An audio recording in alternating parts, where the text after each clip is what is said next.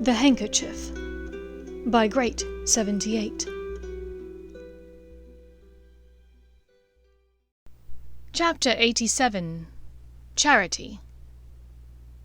The following week brought one of the most unpleasant experiences Draco had ever witnessed, including seeing Dumbledore's body tumble over the side of the astronomy tower.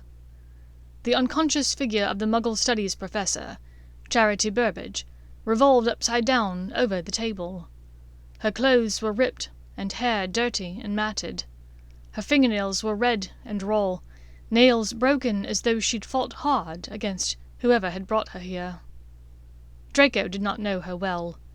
He had sat near her for a few Quidditch matches during 5th year, when he was part of the Inquisitorial squad, and had exchanged a few pleasantries with her, as well as a few remarks about the match, and Quidditch in general.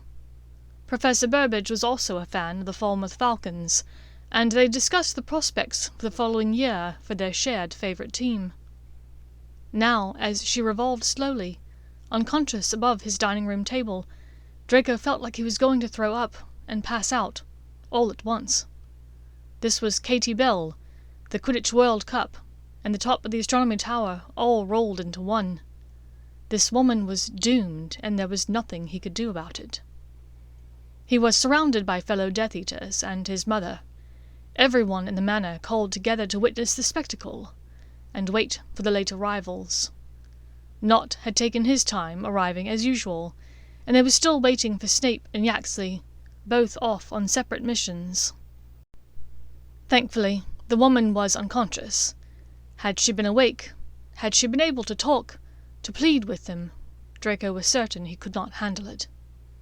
Lord Voldemort was asking a question as Snape and Yaxley finally arrived, and the two of them argued back and forth for a moment. Draco caught the words ministry and confounded, but not much made sense. He tried to focus on the words, but each time Professor Burbage rotated, her hair swept in his line of sight, and he found himself looking up again. "Potter will not be moved until the 30th. The night before the boy turns 17. It was Yaxley, one of the people that had come through the Vanishing Cabinet that night. Snape apparently disagreed with his statement, and let everyone else know. "Where are they going to hide the boy next?" Voldemort asked. "At the home of one of the Order," said Snape. Draco's attention was caught now. Was it the Burrow, or Tonk's residence? Or were they reusing the Black House now? Tonk had moved on to the Ministry, and Draco's attention was divided again, half on the conversation happening around him, and half on the woman revolving above the table.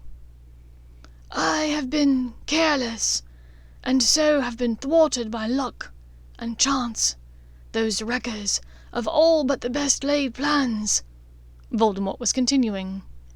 "But I know better now. I understand those things that I did not understand before. I must be the one to kill Harry Potter, and I shall be." So, Voldemort perhaps knew about the prophecy.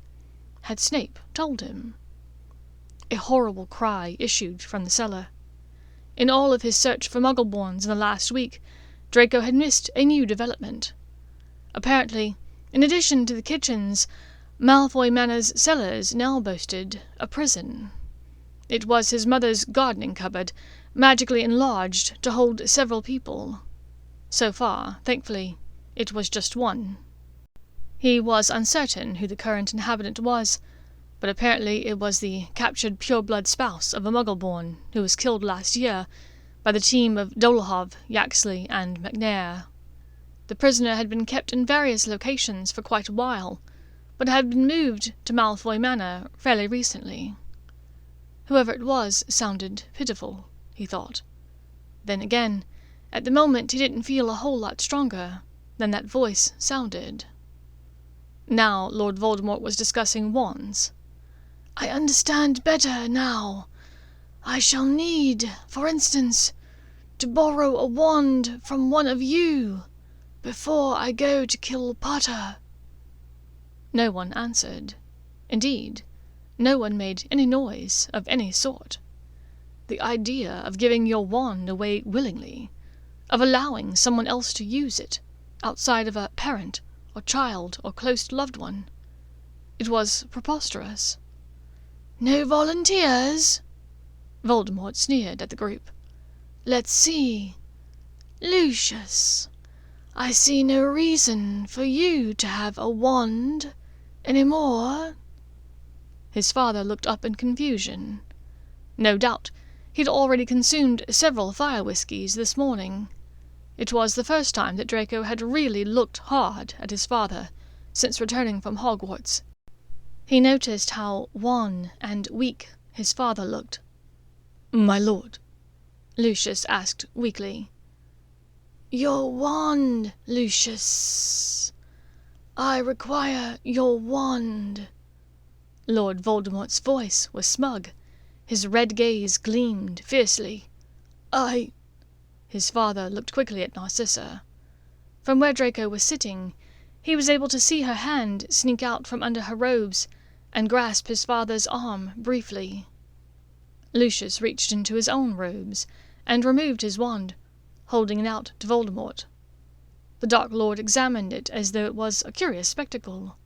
What is it? Ilm, my lord, his father whispered. And the core? Dragon heartstring. Good, said Voldemort. At this, he removed his own wand and compared the two next to each other, finding his own slightly longer. Lucius jerked his hand as though reaching for Lord Voldemort's wand. Voldemort laughed humorously. Give you my wand, Lucius. My wand. Several of the group laughed. I have given you your liberty, Lucius. Is that not enough for you? But I have noticed that you and your family seem less than happy of late. Draco drew his eyes away quickly from Professor Burbage, meeting Lord Voldemort's gaze for only a second, before looking away again quickly. What is it about my presence in your home that displeases you, Lucius? Nothing, my lord. Such lies, Lucius. More and more, Voldemort's voice reminded him of a snake's hiss, and Draco struggled not to shudder bodily. He was not the only one, and after a moment Draco realized why. Between Caro and Nott appeared a large, rhomboid head, and two horrible gleaming yellow eyes, with vertical slits for pupils. Nagini climbed up onto the table, slithering down to Voldemort's chair, and draped itself across his shoulders. The snake's body appeared to stretch forever, never ceasing as it moved the length of the table, slithering back and forth in an endless S shape, its scales catching the lamplight from above. Lord Voldemort ran his long, bony white fingers along the back of the slithering creature, his eyes never leaving Lucius. Why do the Malfoys look so unhappy with their lot? Is my return, my rise to power, not the very thing they professed to desire for so many years? Draco struggled to keep his occlumency in place, lest he accidentally make eye contact with Voldemort, or with anyone else. Of course, my lord, his father said urgently. The pallor of his face grew even more grey. We did desire it. We do, he amended quickly. Narcissa gave the tiniest of nods in agreement. Overhead, Professor Burbage's head was coming around for another rotation, and a lock of her long, brownish-red hair swept mere inches from Draco's hand upon the table. He withdrew his hand from the table quickly, looking right to see if Voldemort had seen him flinch. "My lord!" Bellatrix spoke up, evidently deciding to wade into this mess and blur the fine line they were all walking. "It is an honor to have you here, in our family's house. There can be no higher pleasure." "No higher pleasure. That means a great deal, Bellatrix, from you." Lord Voldemort fixed her with a smouldering, calculated look. Bellatrix flushed red and leered back at him grotesquely. Draco shuddered. He did not want to know anything about what was happening behind closed doors in this house. Her face flooded with colour. Her eyes welled with tears of delight. "My lord knows I speak nothing but the truth." "No higher pleasure, even compared with the happy event that, I hear, has taken place in your family this week." Even Draco looked up now, confused. He couldn't think of any happy event in recent memory that had occurred for his family. This realization was pushed away immediately. If there was one thing he didn't need now, it was more bad thoughts. Bellatrix answered, "I don't know what you mean, my lord." "I'm talking about your niece, Bellatrix, and yours, Lucius and Narcissa. She has just married the werewolf, Remus Lupin. You must be so proud." Everyone in the room began laughing heartily, enjoying the apparent embarrassment of Bellatrix and the Malfoys. Draco was surprised. Andromeda and Ted had not mentioned it, nor had Hermione. Yet it did not surprise him. From the second-hand knowledge she had about Nymphadora, she seemed to be a very capable witch, and he knew Lupin to be an intelligent instructor, full of useful information. Frankly, besides Snape, he had been the best defense instructor they'd had. Bellatrix's face was burning now. Her teeth gritted in such a way that Draco feared she might lose another one if she kept going. "She is no niece of ours, my lord. We, Narcissa and I, have never set eyes on our sister since she married the mudblood. This brat has nothing to do with either of us, nor any beast she marries." Draco fought to keep his eyes focused forward on the smooth, gleaming tabletop. He would not look at his mother right now. "What say you, Draco?" Voldemort called to him, clearly enjoying his discomfort in this entire situation. "Will you babysit the cubs?" The room erupted in fresh guffaws. Caro, in particular, seemed most amused. Draco flicked his gaze at Lucius, finding nothing in his father's waxy eyes. He chanced to glance at Narcissa, who gave him the tiniest of headshakes, before staring back across the room at nothing, raising her walls of occlumency. "Enough!" yelled Voldemort. "Enough!" Everyone sobered immediately. "Many of our oldest family trees become a little diseased over time. You must prune yours, must you not, to keep it healthy? Cut away those parts that threaten the health of the rest." "Yes, my lord, at the first chance." The look on Bellatrix's face was rapturous. "You shall have it," said Lord Voldemort. "And in your family, so in the world, we shall cut away the canker that infects us. Only those of true blood will remain." Draco's stomach turned. They were back to purebloods. The fact that this... Draco hesitated to call him a man. A creature? Demon? Felt confident in rooting out those of less than pureblood status, was laughable.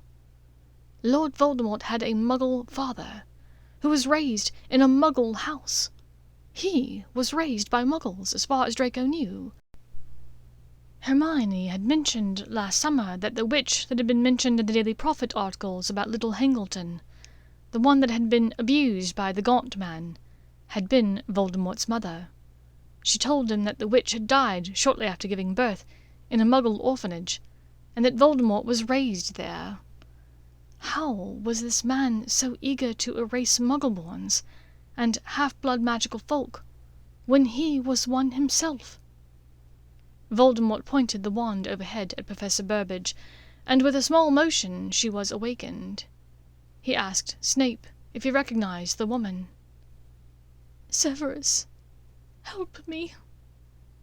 Her piteous voice cracked with hurt and fear, and Draco's insides felt as though they were fighting to come out of his throat.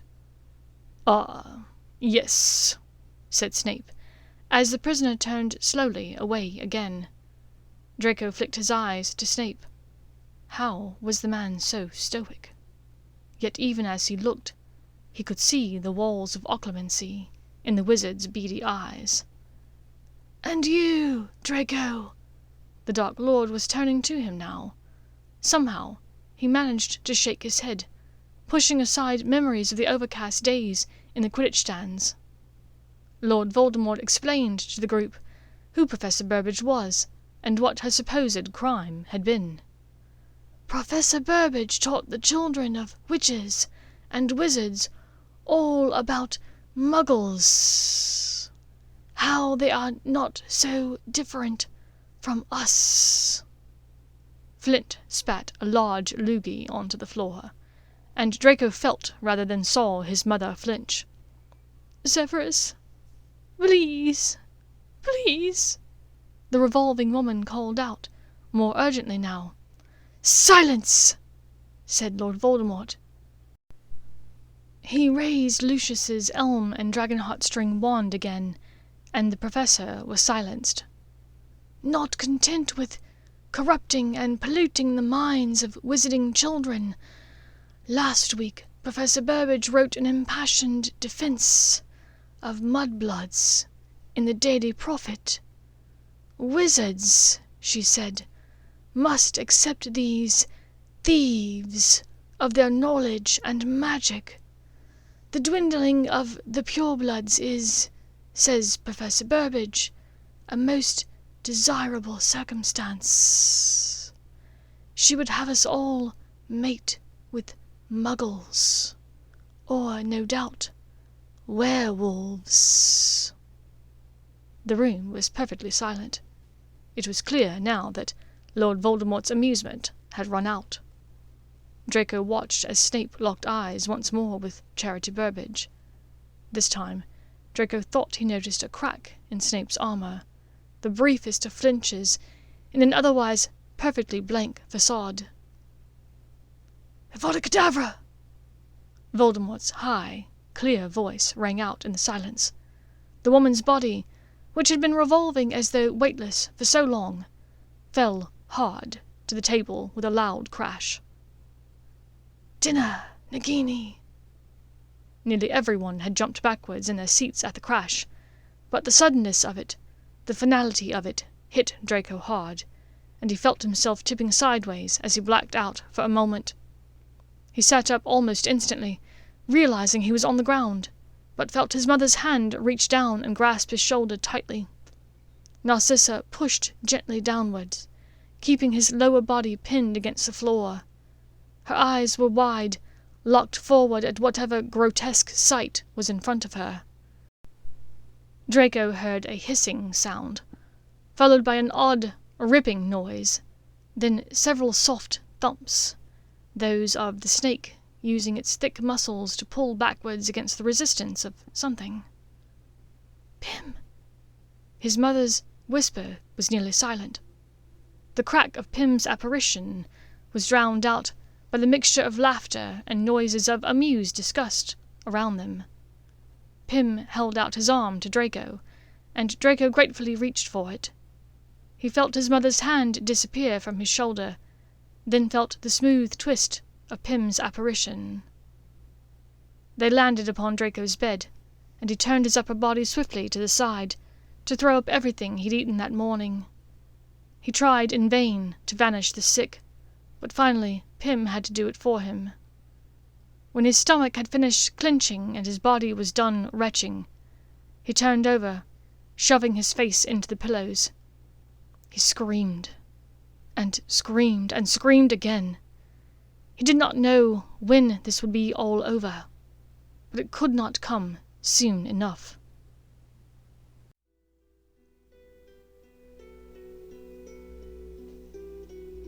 Thank you for listening to this chapter of The Handkerchief by Great 78.